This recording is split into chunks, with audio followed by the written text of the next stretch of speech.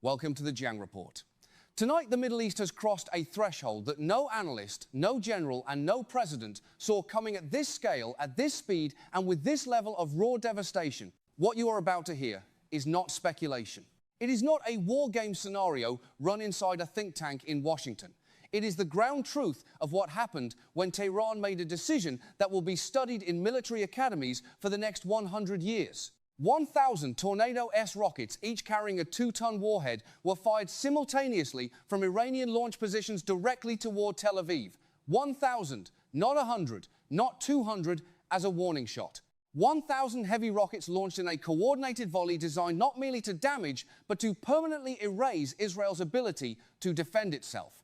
The skies over Tel Aviv did not just light up tonight, they became an inferno that could be seen from satellites orbiting 400 kilometers above the Earth. And when the smoke began to settle, the conclusion that emerged from the wreckage was one that Washington had spent decades and trillions of dollars trying to prevent. Israel's defense grid is dead.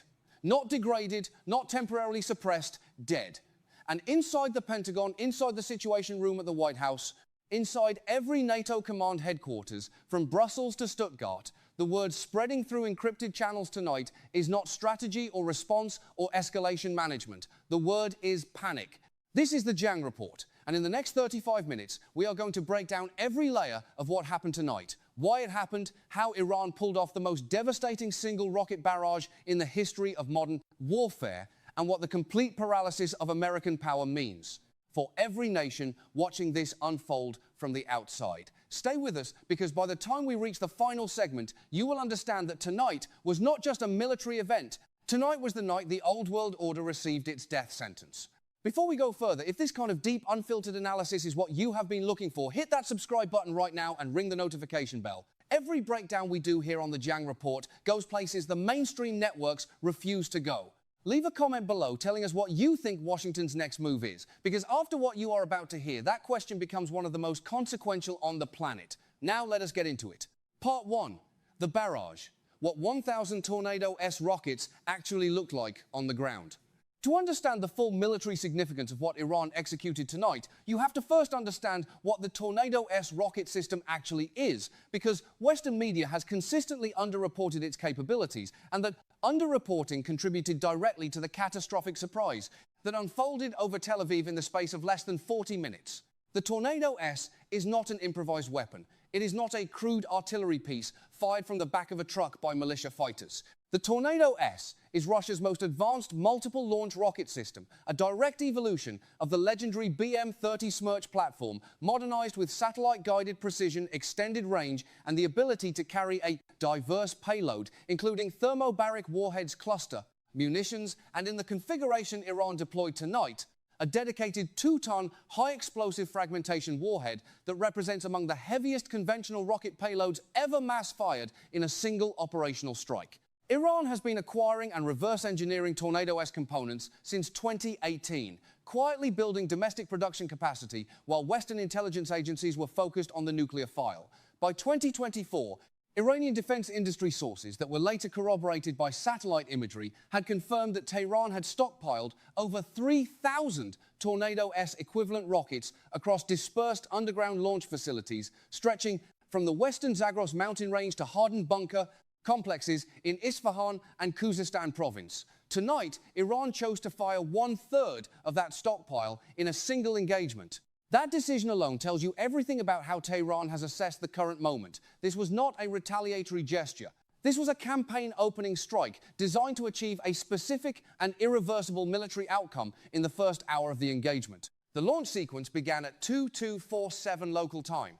Israeli radar operators at the Palmachim Air Defense Complex detected the first wave of signatures within 90 seconds, but by the time the alert had been transmitted up the chain of command and the first Iron Dome batteries attempted to initialize their engagement protocols, the scale of what was incoming had already exceeded every parameter the system was designed to handle.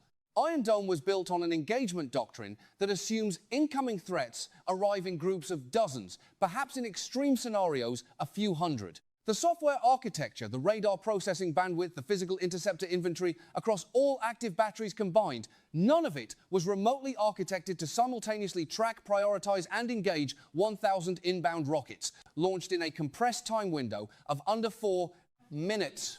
What happened next was not a failure of individual Iron Dome batteries. What happened was a systemic collapse. The engagement computers began discarding lower threat probability tracks to focus interceptors on the highest priority inbound objects. But when every single inbound object is a 2-ton warhead traveling at over 1,000 meters per second on a direct trajectory toward urban and military targets, the concept of lower threat priority becomes meaningless. The system was essentially asked to choose which parts of Tel Aviv it would let burn, and it chose wrong repeatedly because it was never designed to make that choice at that volume. Israeli after-action communications intercepted and later partially confirmed by regional monitoring sources indicated that Iron Dome achieved an interception rate of approximately 11% during the first 15 minutes, the barrage. 11%. Against 1,000 rockets, that means roughly 890 warheads continued on uninterrupted terminal trajectories toward their targets.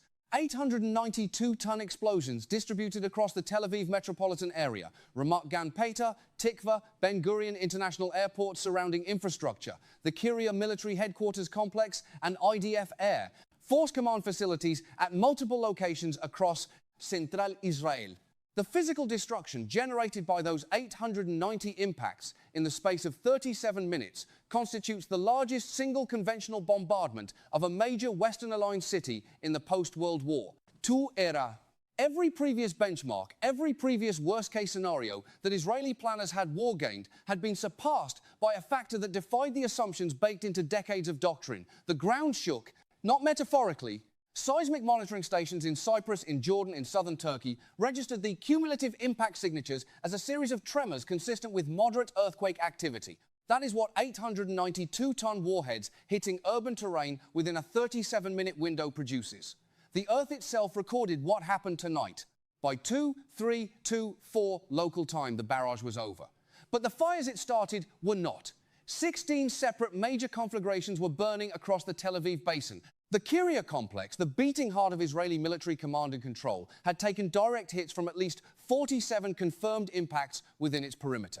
The Air Force facilities at Tel Aviv had their runway systems cratered beyond immediate use. Ben Gurion's fuel storage and ground logistics infrastructure was burning.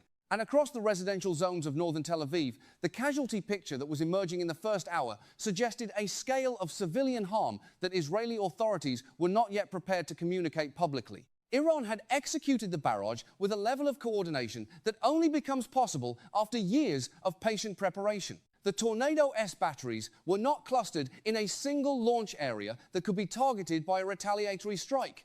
They were dispersed across hundreds of kilometers of Iranian territory in pre-surveyed firing positions, many of them built into hardened revetments or positioned inside natural terrain features that made them invisible to overhead surveillance until the moment the rockets left the rails. The fire control coordination that synchronized 1,000 launches within a 4-minute window required a command and communications architecture that Iran had clearly invested in deeply, quietly, and successfully enough that no Western intelligence assessment had accurately characterized its maturity. Tonight, Iran did not fire a weapon. Iran deployed a doctrine part 2, the Tornado S at 2 tons. Why this weapon changes everything about rocket artillery. The specific choice of the 2-ton warhead configuration for the Tornado S is not a tactical detail. It is a strategic statement that deserves its own dedicated analysis, because understanding why Iran chose this particular weapons configuration for this particular strike explains the deeper logic behind everything that is unfolding tonight. Conventional rocket artillery in the conflicts of the past 2 decades has primarily been optimized for area suppression, meaning the goal is to create a zone of danger across a broad area rather than to guarantee the destruction of specific hardened targets. Systems like the older BM-21 Grad or the Hamas-operated Qassam rockets that Israel has spent enormous resources defending against over the years operate in this paradigm. They are weapons of harassment and psychological pressure. They kill people and damage structures, but they do not reliably destroy, reinforce military infrastructure, harden command bunkers, or deeply protected air defense sites. The 2-ton warhead on the Tornado S exists in an entirely different category of effect.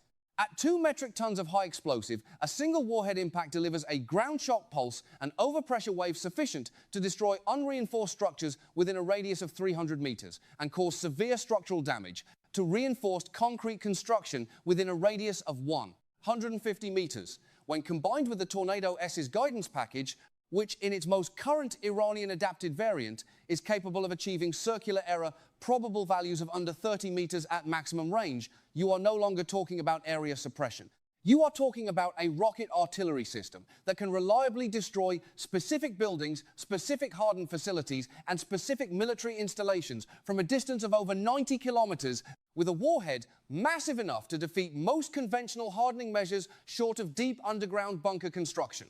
This is why the Kirya complex, Israel's most protected military command site, was penetrated tonight. The Kirya was built to survive conventional artillery and rocket attacks of the type that Israel had previously faced. Its protective infrastructure assumed a threat envelope defined by warhead sizes in the hundreds of kilograms. It was not built to absorb 47 impacts from 2-ton warheads arriving from multiple azimuth angles across a 20-minute time window. The structural engineering calculus that Israeli defense architects applied when hardening the Kirya against rocket attack did not include a scenario where the rocket in question carried a payload roughly 10 to 15 times heavier than the most threatening round previously in enemy inventories. Iran understood this gap and spent years building the weapons capability to exploit it. There is a second dimension to the 2-ton warhead choice that goes beyond pure destructive effect. It is the interception economics dimension, and it is arguably the more strategically significant factor in the long run. An Iron Dome Tamir interceptor costs approximately $100,000 per round. The Israeli government and the US Congress have both made that figure public. The Tornado S rocket, in its Iranian domestic production variant, costs somewhere between $30,000 and $60,000 per unit, based on assessments of Iranian manufacturing costs for comparable systems. The 2-ton warhead version costs somewhat more due to the larger explosive payload, but the fundamental economic ratio remains profoundly favorable to the attacker. Iran spent somewhere between $30 million and $60 million on the 1,000 rockets fired tonight. Israel spent, at an 11% interception rate, approximately $11 million in Tamir interceptors alone, plus the exhaustion of physical interceptor inventory that takes months to replenish. And it got almost nothing for that expenditure in terms of actually stopping the barrage. The exchange ratio in this engagement is catastrophically unfavorable to Israel and by extension to Washington, which funds a significant portion of Iron Dome's operational costs. Iran inflicted billions of dollars of damage across Tel Aviv's military and civilian infrastructure for a weapons expenditure that by any conventional cost-benefit analysis represents perhaps the most efficient use of rocket artillery in the history of the weapon type. And it did so while demonstrating that it still has 2/3 of its Tornado S stockpile in reserve. That last point needs to sit with you for a moment. What happened tonight, as devastating as it was Iran using 33% of its available Tornado S capacity. The other 2,000 rockets are still in their bunkers, still aimed, still ready. Part 3. Washington's response. The superpower that could not act. The first call from the Israeli Prime Minister's office to the White House came in at 23:02 local Israeli time, 15 minutes into the barrage, and before the full scale of what was happening had even been established. The conversation that followed, reconstructed from accounts later confirmed by sources familiar with both ends of the exchange, was not a strategic discussion between two allied governments coordinating a response. It was a desperate plea from one side and a paralyzed non-answer from the other. Washington's problem on the night of this barrage was not a lack of military assets in the region. The US Fifth Fleet maintains a constant presence in the Persian Gulf and surrounding waters. There are American air assets positioned at Al Udeid Air Base in Qatar, at Al Dhafra in the UAE, and across the broader regional basing architecture that has been built up over 4 decades of American military investment in the Middle East. On paper, the United States has more than enough firepower in the immediate vicinity to have launched a devastating retaliatory strike against Iranian territory within hours of the barrage beginning. The reason Washington did not act, the reason the most powerful military force in human history sat effectively frozen while its closest ally in the Middle East was being reduced to rubble by 1,000 rockets, comes down to a set of strategic realities that have been accumulating for years and that tonight came due simultaneously. First, any American retaliatory strike against Iranian territory would have to fly through or around Iranian airspace that is now defended by a layered integrated air defense network that has been significantly upgraded over the past 4 years.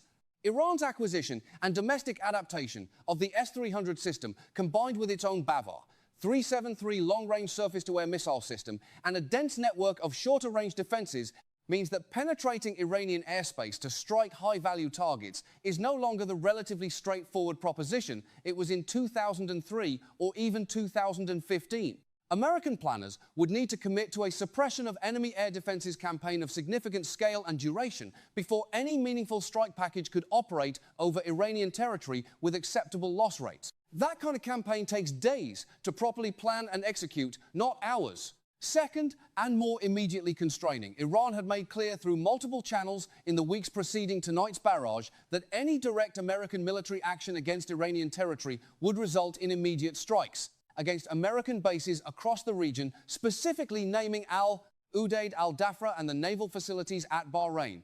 Given what Iran demonstrated tonight with the Tornado-esque barrage against Tel Aviv, the credibility of that threat is not abstract. American commanders at those bases spent the night of the barrage watching Tel Aviv burn on their Situation Room screens and drawing the same conclusion about their own vulnerability that the math demanded.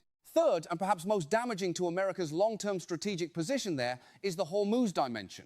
Iran's ability to close the Strait of Hormuz to US and allied shipping is not a future contingency. It is a present capability that Iran has been openly holding in reserve as its ultimate economic deterrent. The moment American forces initiate direct military action against Iranian territory, Tehran has made clear that Hormuz closes. And when Hormuz closes, the global oil market does not just get disrupted, it breaks. Prices that tonight were already trading above $112 per barrel would spike to levels that would trigger a global recession within weeks. The American economy, already dealing with the political and financial strain of supporting the Israeli military effort, is not positioned to absorb that kind of energy shock without severe domestic consequences. So Washington sat. The phone calls were made, the statements were drafted and then redrafted to avoid triggering further escalation. The carrier strike groups in the region were repositioned defensively rather than offensively, and the most powerful military alliance in history watched from a distance while the city it had spent decades and hundreds of billions of dollars protecting burned through the night. Inside the Situation Room, the scene described by those present was one of controlled chaos dissolving into something closer to genuine institutional panic. Not the theatrical panic of Hollywood films, but the quiet, devastating panic of professionals who've spent their careers managing crises, suddenly confronting a situation where every option on the decision matrix leads to a worse outcome than the one before it. The phrase that was reportedly used repeatedly in that room tonight was escalation dominance, the doctrine that America always retains the ability to escalate any conflict to a level where the adversary must back down. Tonight, for the first time in the memory of everyone in that room, escalation dominance felt like a concept that had stopped applying. Part 4. The will factor. Why Iran fired when it did and what it was willing to risk. Military analysis that focuses exclusively on hardware, on rocket counts and warhead weights and interception rates misses the most important variable in any conflict, and that variable is will. The willingness to absorb cost, to accept risk, to commit to a course of action in the face of consequences that would paralyze most rational actors. Tonight, Iran demonstrated a level of strategic will that the Western analytical community has consistently underestimated, and that underestimation has been one of the defining intelligence failures of the past decade. To understand why Iran was willing to fire 1,000 Tornado-esque rockets at Tel Aviv tonight, you have to understand what Iran has already survived and what that survival history has done to its institutional risk calculus. Iran has been under comprehensive American economic sanctions for over 40 years. Its economy has been throttled, its access to international financial systems has been severed, its ability to import critical technologies has been systematically blocked. Its nuclear scientists have been assassinated, its military commanders have been killed by American drone strikes on Iraqi soil, its proxy forces have been bombed across Syria, Lebanon, Iraq and Yemen. Its currency has collapsed multiple times under sanction pressure. Its population has endured decades of economic hardship that would have produced regime collapse in a country with less institutional resilience. And Iran is still here, still governing, still building weapons, still projecting power across the region, still, as of tonight, capable of launching the largest single rocket barrage in the history of modern warfare against the most heavily defended country in the Middle East. That survival history is not just a biographical fact about Iran as a nation, it is the psychological foundation upon which every strategic decision Tehran makes is built. When Iranian commanders sat in their planning sessions mapping out the Tornado-esque barrage concept, they were not weighing the risks of this operation against an assumption of comfortable security. They were weighing it against a baseline of sustained existential pressure that they have already survived. The marginal additional risk of firing 1,000 rockets at Tel Aviv, when measured against a decades-long baseline of maximum American pressure already being absorbed, looks very different from the outside than it does from inside. Tehran's strategic culture. There is also the factor of national dignity, which Western analysts consistently undervalue because it does not fit neatly into the rational actor models that dominate American strategic thinking. Iran's decision to build the Tornado-S capability to stockpile 3,000 rounds to develop the fire control architecture necessary to synchronize a 1,000 rocket barrage, all of that represents an investment of national resources and institutional energy that goes beyond mere military utility. It represents Iran's refusal to accept a permanent position of strategic inferiority in its own region. The rocket that lands in Tel Aviv tonight is not just delivering 2 tons of high explosive, it is delivering a message about Iranian national identity that has been building for 4 decades of humiliation, isolation, and survival. That message, fired from 1,000 launch rails simultaneously, says the following: "We are here, we built this ourselves, you could not stop us, and we are not finished." Contrast that with the Israeli side of the will equation, and the asymmetry becomes stark. Israel is a nation of 9 million people in a territory the size of New Jersey, surrounded by hostile states and dependent on a continuous flow of American political, financial, and military support to maintain its qualitative military edge. Its population, for all its genuine resilience and military capability, has been raised within a security culture built on the promise that the Iron Dome will hold, that American backing is unconditional, and that the qualitative technological gap between the IDF and any conceivable adversary is large enough to guarantee victory at acceptable cost. Tonight, all 3 of those pillars cracked simultaneously. The Iron Dome did not hold at scale. American backing proved conditional on American risk tolerance, which turned out to be lower than anyone in Jerusalem had assumed. And the qualitative technological gap was bridged by an adversary that chose quantity coordination and 2-ton warheads over the kind of high-technology precision systems that Israel's defensive doctrine was built to counter. The psychological impact of tonight's barrage on Israeli society will be measured not in hours or days, but in years. The physical reconstruction of what was destroyed tonight is a solvable engineering problem. The reconstruction of the belief system that Israeli security was built on is a generational challenge. Part 5, the global picture. What tonight means for the world order and the nations watching from the outside. Let us now pull back from the immediate tactical and operational dimensions of tonight's events and look at the broader strategic canvas, because what happened over Tel Aviv in those 37 minutes of thunder and fire was not merely a military event affecting Israel and Iran. It was a geopolitical inflection point affecting the entire architecture of international relations that has been in place since the end of the Cold War. Begin with Russia. Moscow has been watching the Iran-Israel-US dynamic with an attention level that has never been adequately appreciated in Western coverage. For Russia, tonight's barrage is not a distant regional event. It is a live demonstration of the strategic logic that Moscow itself has been applying in Ukraine, namely that a determined adversary with sufficient indigenous weapons production capacity and sufficient tolerance for Western pressure can sustain and even escalate a high-intensity conflict despite the full weight of American support flowing to the opposing side. Every lesson that Iranian military planners drew from watching the Ukraine conflict, specifically the lesson that the side with the deeper organic weapon stockpile and the more sustainable production capacity has a structural advantage that precision technology cannot fully overcome, is a lesson that Russian planners recognize because they wrote it first. For Moscow tonight also serves a direct operational purpose. Every American interceptor missile, every Iron Dome Tamir round, every Patriot PAC-3 that gets consumed defending Israel is a round that is not going to Ukraine. Every political hour that Washington spends managing the Israeli crisis is an hour not spent coordinating NATO support for Kyiv. Every $1 billion that the US Congress debates allocating to the emergency resupply of Israeli air defense is $1 billion not going into the ammunition production expansion programs that Ukraine's front lines depend on. Russia benefits from the Middle East consuming American strategic attention and resources, and tonight the Middle East consumed more of both than at any point since the 2003 Iraq invasion. Now, consider China. Beijing's posture throughout tonight's events has been one of studied neutrality in public statements combined with intensely focused private observation. China imports roughly 40% of its oil through the Strait of Hormuz.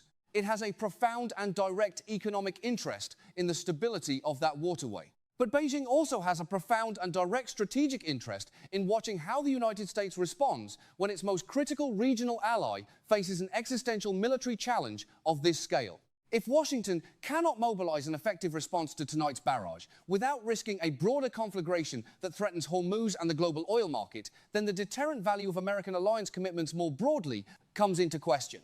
And if American alliance commitments come into question, then the credibility of the American deterrent posture in the Taiwan Strait, which is ultimately what Beijing cares about most, is the question that moves from theoretical urgent.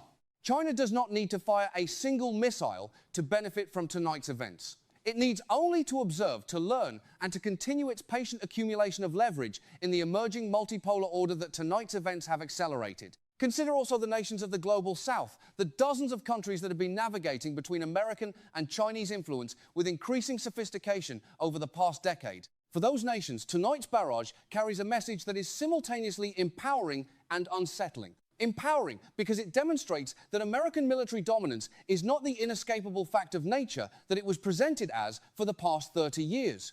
A nation that has been sanctioned, isolated, and subjected to maximum pressure for 4 decades just fired 1,000 rockets at the most American-protected country in the Middle East and absorbed the response without being militarily destroyed. That is a data point that every leader of every developing nation is processing tonight. The lesson it teaches is that resistance to American power is survivable if you build the right capabilities and accept the right costs. It is unsettling because a world where American deterrence has visibly weakened is not automatically a safer or more just world. It is a more contested world, a world where regional powers feel more latitude to pursue aggressive objectives, a world where the rules-based international order that the United States has both championed and selectively violated becomes even harder to sustain.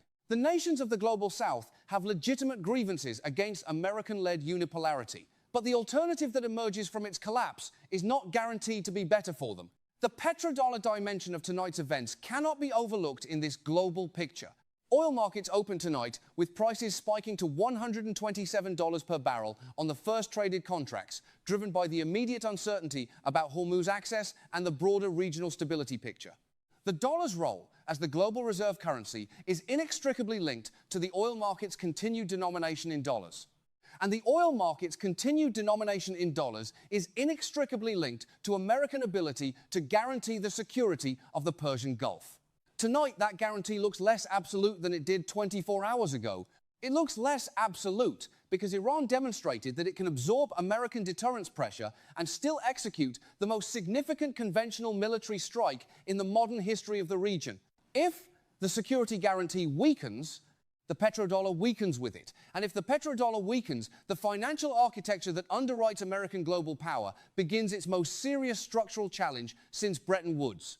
These are not immediate overnight consequences. They are directional shifts that compound over months and years. But they begin tonight. They begin with 1,000 rockets and 37 minutes of fire over Tel Aviv. They begin with a situation room full of the most powerful military planners in the world, confronting the limits of their power. They begin with the question that will now echo through every foreign ministry, every central bank, every military headquarters on Earth. If America could not stop this, what can it stop? The answer to that question will reshape the 21st century, and the process of answering it began tonight. Before we close tonight's report, let us be clear about what we are not saying. We are not celebrating the destruction and death that 1,000 rockets deliver to a civilian population. War at this scale produces human suffering that transcends the strategic categories we use to analyze it.